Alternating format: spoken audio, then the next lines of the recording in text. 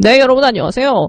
어제 초유의 관심은 MBN에 대한 방통위 행정처분 결과가 어떻게 나올 것이냐였는데 결국은 6개월 방송 정지가 나왔네요. 예, 사실은 승인 취소가 나와야 되는 게 맞는데 방통위 입장에서는 승인 취소를 하면서 정치적 부담을 얻기보다는 차라리 실질적인 타격을 줄 수 있는 이제 6개월 업무 정지 쪽으로 가닥을 잡은 것 같아요.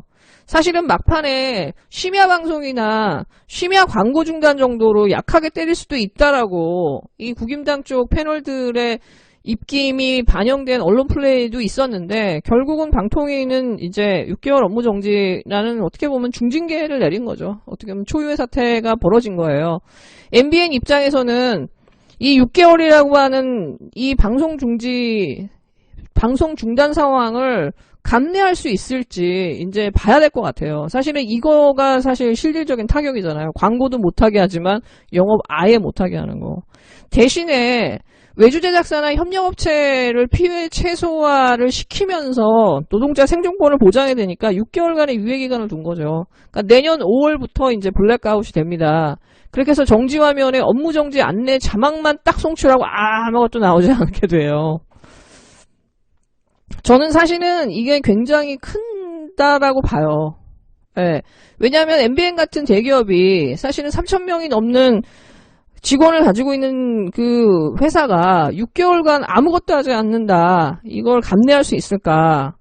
저는 사실은 승인 취소돼야 되는 게 맞지 않냐고 주장하시는 분들도 있지만은 저는 그래도 방통위가 이 정도까지 정치적 부담을 피하면서 실질적인 타격을 줄 수 있는 결정이 나온 거는 저는 진일보했다고 봐요.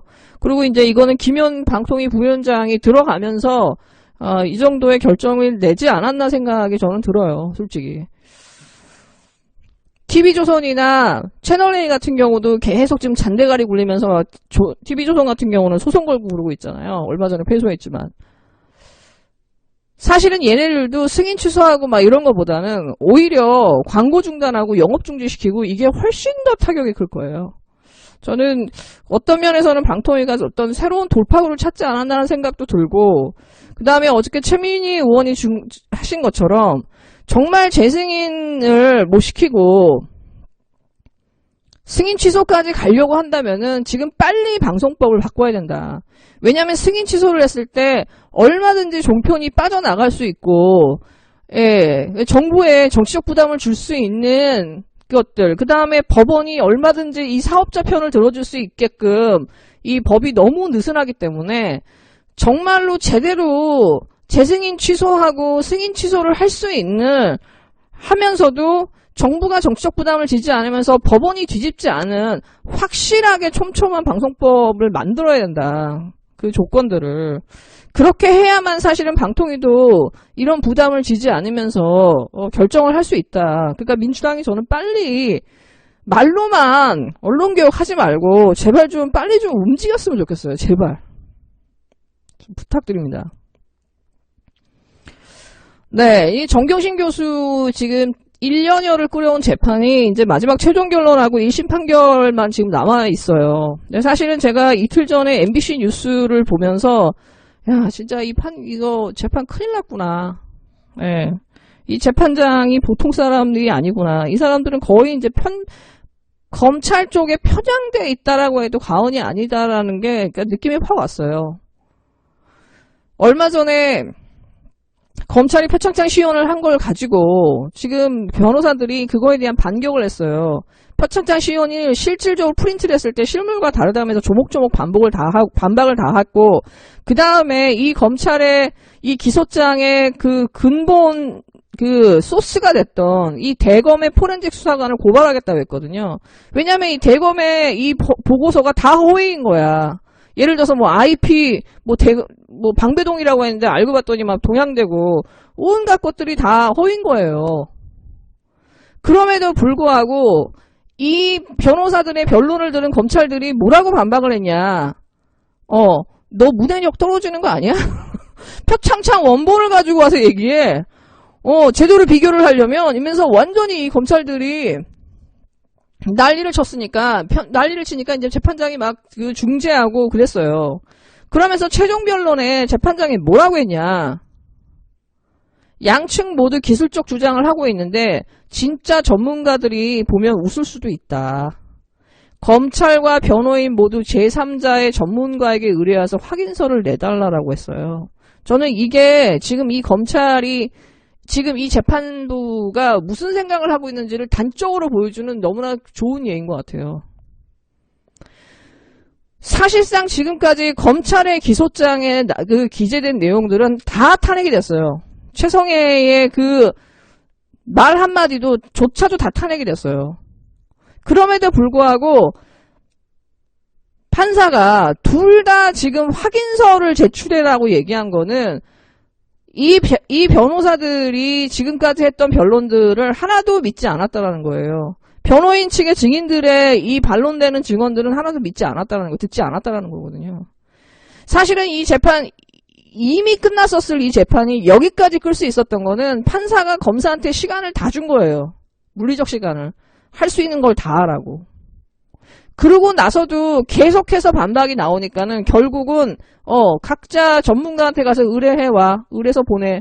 만약에 정말 이 사람의 진실을 알고 싶었다면은 본인이 전문가를 지정했을 거예요. 한 명이나 두 명을 지정해서 둘의 주장을 그쪽에 보내. 그래서 결론을 받아. 했을 거예요. 근데 각자 전문가에게 의뢰해서 이 확인서를 받아오라고 하는 거는 이건 어느 쪽 얘기를 듣지 않겠다라는 거예요. 한쪽 얘기를. 이건 너무 뻔하죠. 누구 편인지. 근데 제가 오늘 고양이 뉴스를 보니까 제 생각이 얼추 맞는 것 같아요. 사실은 뭐 빨간아재님이나 아주경제 기자님들도 사실 이 부분에 대한 우려를 굉장히 많이 지적했는데 오늘 고양이 뉴스를 보면서 진짜 큰일 났구나. 이 임정혁 판사라는 사람이 막판에 이 세 가지 질문을 했대요. 첫 번째, 동양대 강사 휴게실에서 내가 표창장을 내가 작성한 거다라고 주장한 직원이 혹시 있냐? 발견 못한 거 맞죠?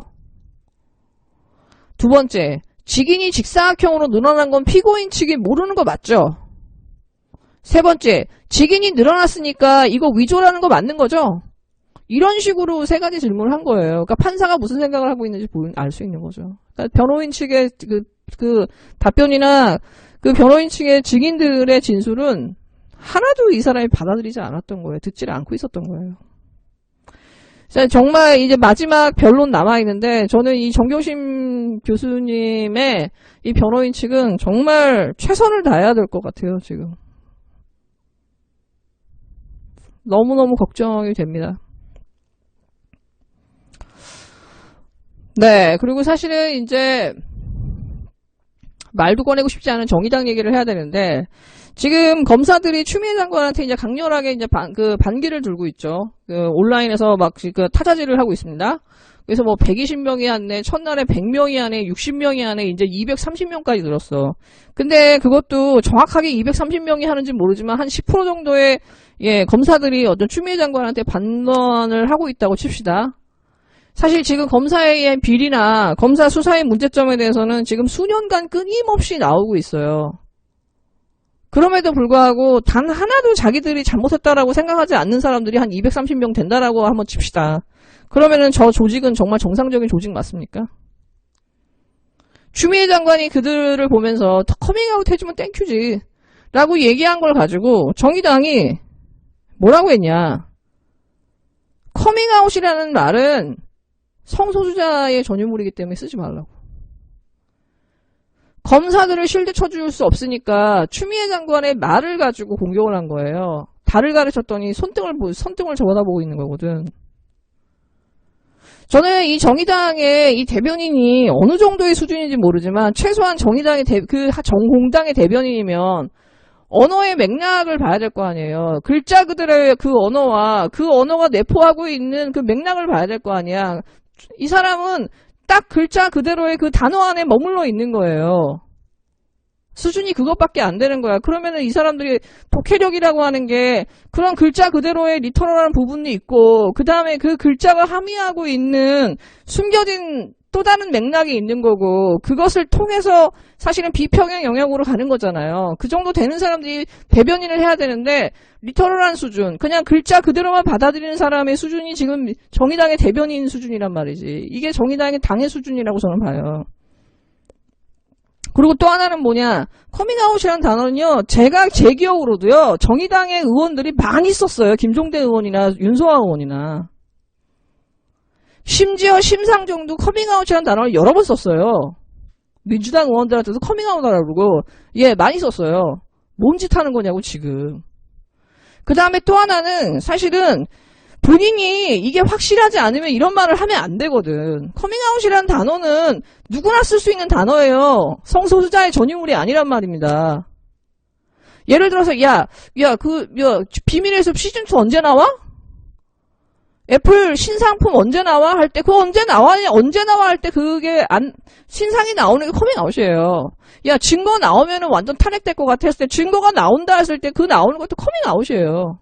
커밍아웃은 아무데나 쓸 수 있는 단어예요. 없던 것이 나오는 거. 제3의 성의 성소수자의 전유물의 단어만은 아니에요. 얼마든지 맥락적으로 쓸 수 있는 거란 말이죠. 게다가 우리가 커밍아웃을 일상적으로 쓸 때 한국에서 제 성소수자에 대한 단어로 쓰지 않잖아요. 우린 커밍아웃이라는 단어를 우리 일상의 용어처럼 써요. 근데 이걸 가지고 추미애를 공격한다? 이거는 얘네들이 맨날 그 국진당 이중대 하는 꼬라지랑 너무 비슷한 거야. 그리고 얘네들의 지금 정신세계를 너무 반영하고 있는 거예요. 그러니까 심상정은 이런 인간들을 데려와가지고 새로운 당을 꾸미고 이걸 뉴정의당 해가지고 페미로 다시 탈바꿈 시킨 거에 대해서 진짜 심상정은 책임을 심하게 져야 될 것 같아. 본인이 지금도 부끄러움을 모른다 그러면 답이 없는 당인 거고. 네, 여러분 즐거운 하루 되세요.